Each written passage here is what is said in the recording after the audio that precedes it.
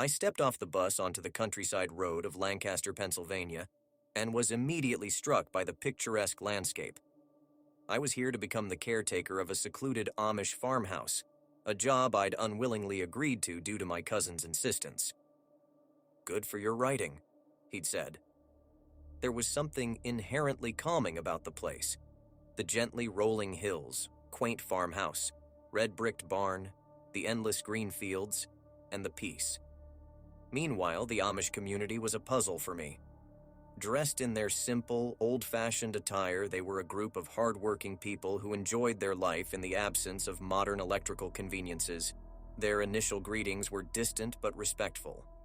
They were reserved, almost aloof, but that was attributed more to their way of life than their nature.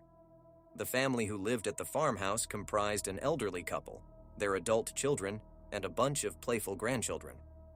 My days were filled with conversations involving a generous dosage of Pennsylvania Dutch, derogatory comments about Englishers, and a constant reminder of the caveats of technology. The more I got involved, the more I understood the firm beliefs and superstitions passed down through generations. Ghoulish tales, haunted barns, mysterious figures spotted on misty mornings. They'd almost become a part of their tradition. In the first week itself, I experienced bizarre incidents. Unexplainable noises echoed in the otherwise silent nights, and lanterns flickered even when there was no wind. Something eerie permeated the surroundings, but my concerns were often waved off with offhand comments and avoidance.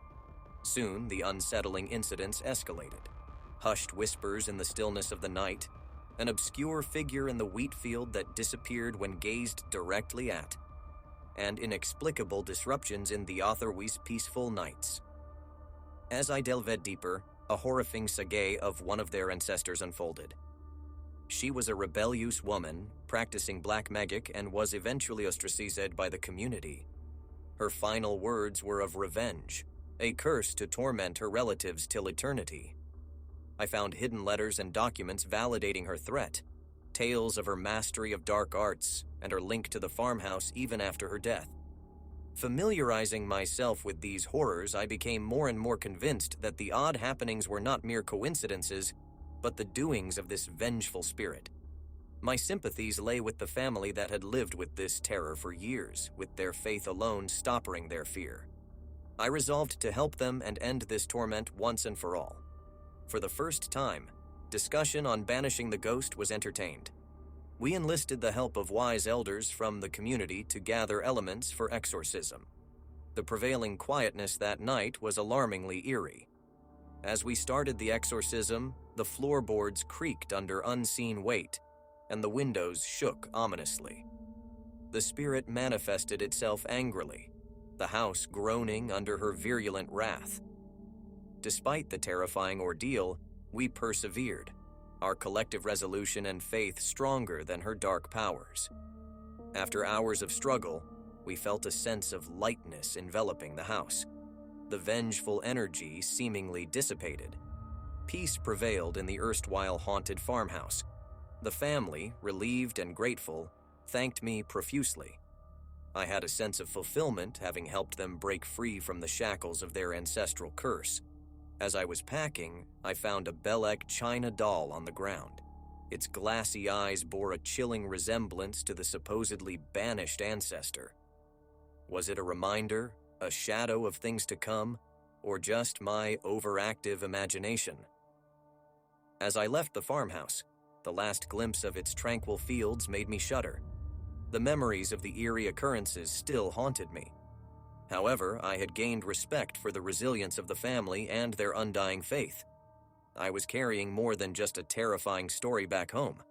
I was bringing with me an experience that shook me to my core and changed me forever. My name is Ethan. I was a city boy through and through until the noise and the rush got to me. 6 months ago, I packed up everything and left for the rustic embrace of rural Pennsylvania, choosing to call an isolated Amish farmhouse my new home. I needed to get away from the chaos of urban life. Living in an Amish community was different, but refreshing. The silence was almost loud and the simplicity of life was almost complex. I found peace in the smell of fresh hay, the sight of vast farmland, and the rhythm of Amish folks toiling away merrily in their fields.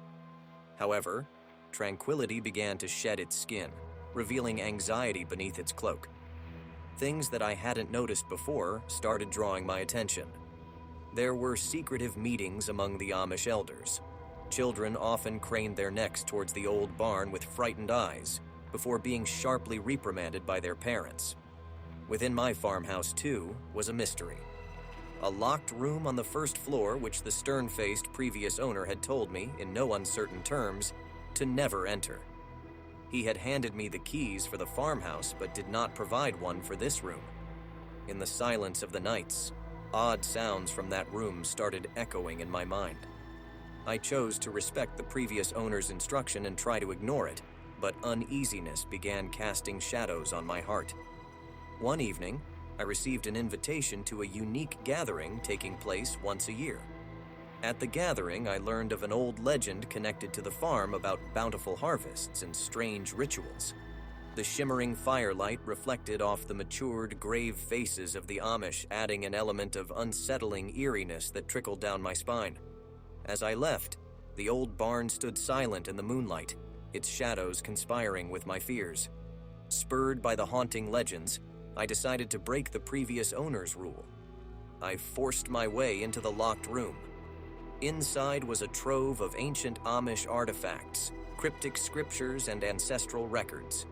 To my utter horror, everything pointed towards dreadful sacrifices that the Amish folks had performed in the past. A sense of dread fell over me when I realized these had always taken place in the old barn. The chilling discovery led me to question the genuine intentions of my new neighbors. Gazing at the scriptures, the horrifying thought hit me. Was the community planning to revive this unholy tradition to ensure an abundant harvest this year? The question turned into a blood-curdling realization when I realized my position. As the only non-Amish dweller, my survival was conveniently bound to the fate of the harvest. Fear coiled around my heart. I had to escape, and yet, everywhere I turned, I found a watchful pair of eyes. It seemed the whole community knew something I didn't. Their stern, silent gazes followed me around, making escape seem impossible. But I was a city boy. I knew how to strategize, how to outsmart.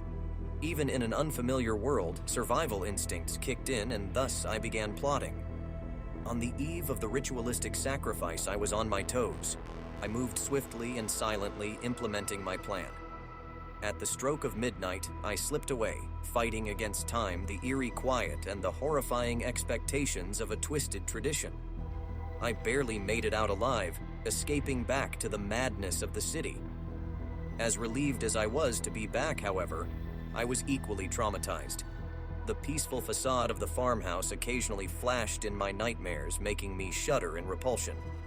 The city's chaos was now music to my ears, but the fear lingered, creeping in the moments of silence. After all, the Amish community hadn't watched me leave. They had watched me escape. I couldn't shake the feeling of unease, the doubt that maybe one day they would come after me to complete their ritual. After all, the silent harvest was yet to be reaped. Perhaps it was just the calm before the storm, setting the stage for a more perilous sequel. I've always considered myself an avid researcher, a sponge for knowledge derived from the mysterious yet beguiling enigma of unique cultures. But nothing could have prepared me for my journey into the heartland of Pennsylvania's Amish country. My destination was an isolated Amish farmhouse, painted in faded hues of white and cherry wood, nestled subtly amidst the silent sprawl of forgotten woods. The full moon bathed its old timbers in a ghostly light, casting sinister shadows that bounced off the somber trees, whispering tales of an age long past.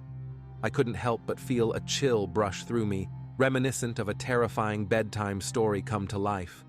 The echo of my arrival was greeted by a generous yet quizzically restrained Amish family. Their warmth was comforting, a stark contrast to the looming stone-cold farmhouse and the enigmatic forest it neighbored. Yet, beneath their simplicity lurked a profound mysticism. Silent prayers dictated under hushed whispers before the fall of dusk, forbidden areas around the farm off-limits to outsiders like myself. Through humble exchanges over hearty meals, I began to unearth the family's cryptic past. The property, it seemed, was steeped in an old folklore, whispered through generations, of a curse that loomed over it since its inception. An ancestor, a woman of suspicious character, was shunned by their community, condemned of witchcraft, followed by her mysterious disappearance, which had marked the beginning of a history haunted by lost souls and unexplainable occurrences. Nightfall brought with it an impractical ballet of shadows that seemed to have a life of their own. Whispers echoed through deserted corridors, untraceable yet deafening to the ears. The ethereal dances took a ghastly turn, with my possessions seeming to relocate themselves when I wasn't looking. Terror crept in. When I felt unseen fingers brush against my skin, ghostly voices whispered my name from the darkness, and the insides of the farmhouse bore claw-like marks as though scarred with an implausible fury from within. Overpowered by curiosity, I breached barriers into the forbidden areas of the farm one fateful evening. What I encountered was nothing short of a nightmare. Satanic symbols etched onto wooden walls, old stains that reeked of dried blood, and chilling drafts that sent a primal fear down my spine. Confronting the family, the truth materialized, woven with fear and denial. Their ancestor was a witch, practicing dark arts, whose malevolent spirit had never left their side, eternal and unyielding. That night was unlike any horror tale ever narrated. Shadows rose, the vengeful spirit finally presenting itself in full terror, wreaking havoc around the house, its wrath targeting terrifyingly only me.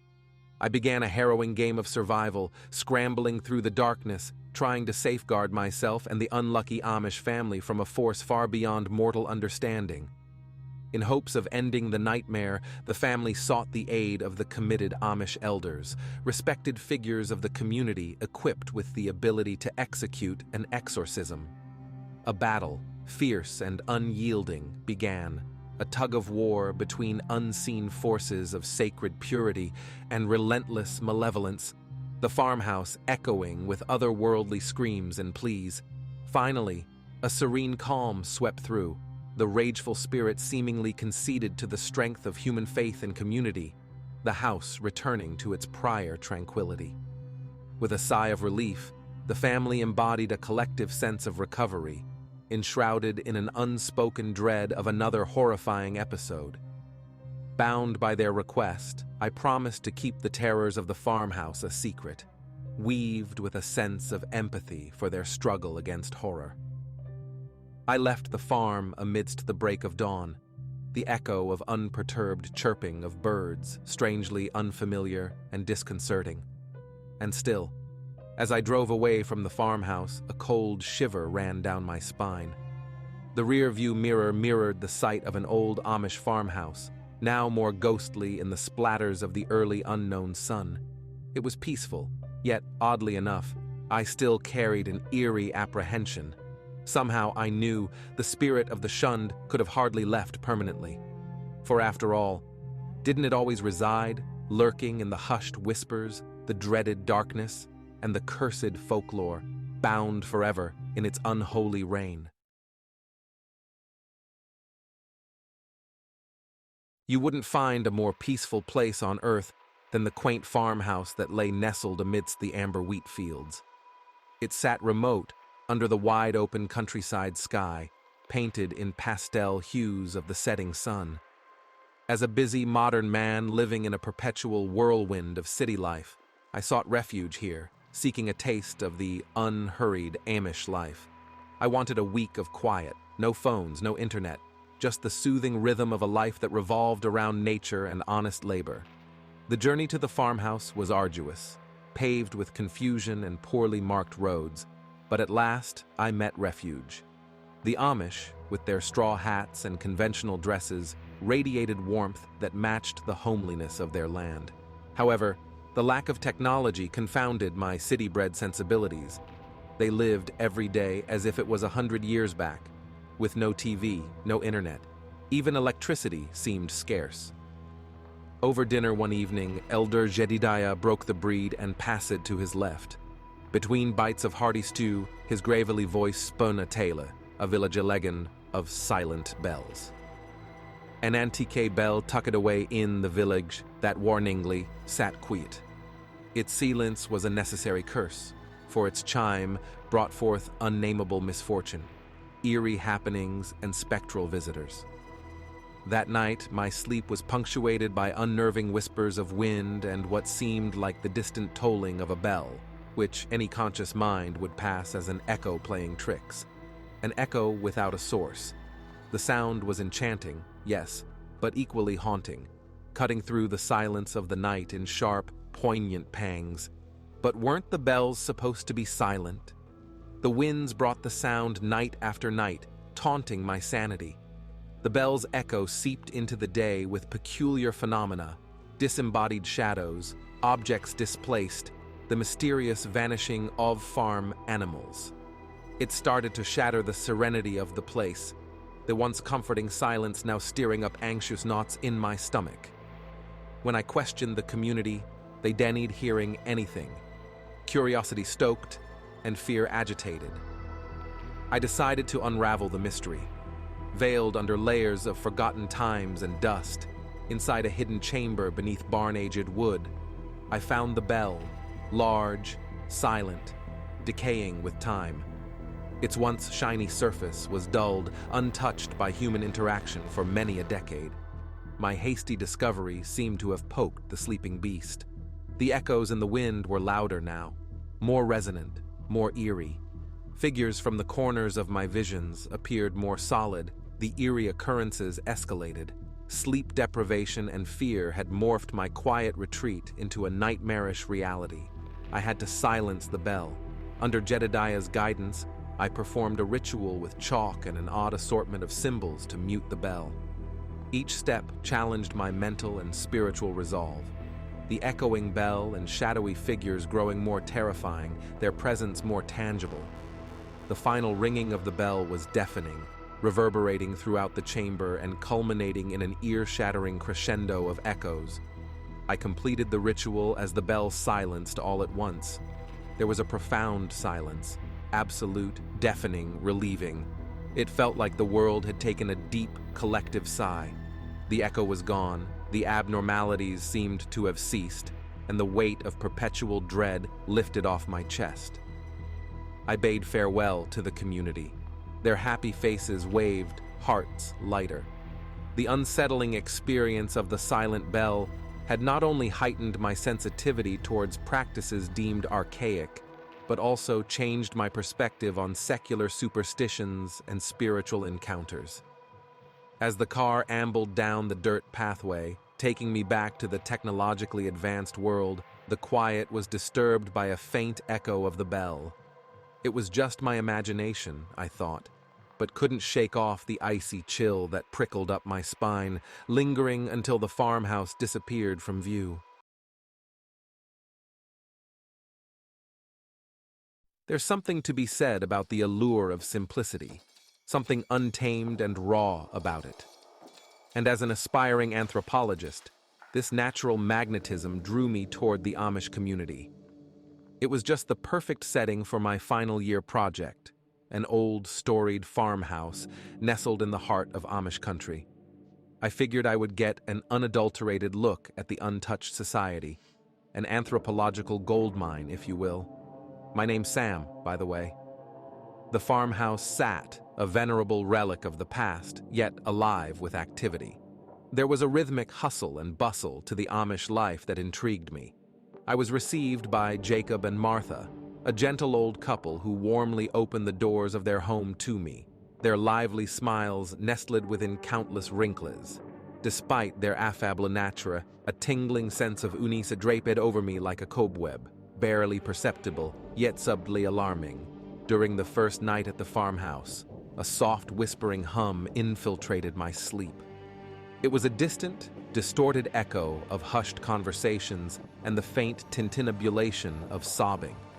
I dismissed them, attributing them to my subconscious grappling with the unfamiliar surroundings. The following day, in my exploration, I chanced upon a locked door. When I asked Jacob about it, he dismissed it casually, claiming it was only a storage room currently off limits due to safety concerns. My insatiable curiosity egged me on during the nights. The once inviting farmhouse turned into a maze of hidden corners and undisclosed secrets under the cover of darkness. Getting lost in the labyrinth was surprisingly easy, and just when my confidence waned, I stumbled upon an unseen basement. The sight inside rattled me. Assorted Amish clothing in stark contrast to their pristine counterparts upstairs, smeared with patches of ominous dried blood. With each passing day, the farmhouse seemed to metamorphose. It was no longer a sanctuary of simplicity, but a stage for darker narratives. The climax arrived when Martha was nowhere to be found one morning. In place of gentle Martha, I found a worn, leathery diary, Jacob's diary. The diary spoke of their children who dared to stray from the dogmatic Amish path, the sinners who had been grossly punished. The vagueness of their fate amplified my fears. Overwhelmed by curiosity and powered by adrenaline, I picked the lock of the forbidden room. What lay within was a grisly tableau of parental punishment, shackles, knives, and a pile of bones, proof of a terrible fate the rebellious offspring had met. As my blood turned to ice, Jacob's stern gaze locked with mine, reflecting a grotesque passion. His eyes held the chilling look of a man who was pushed too far and persistent in protecting his secrets. But I was equally determined not to be shackled and skeletonized in this house of horrors. With wits and a stroke of luck, I fled as Jacob lunged at me, his movements sluggish with age.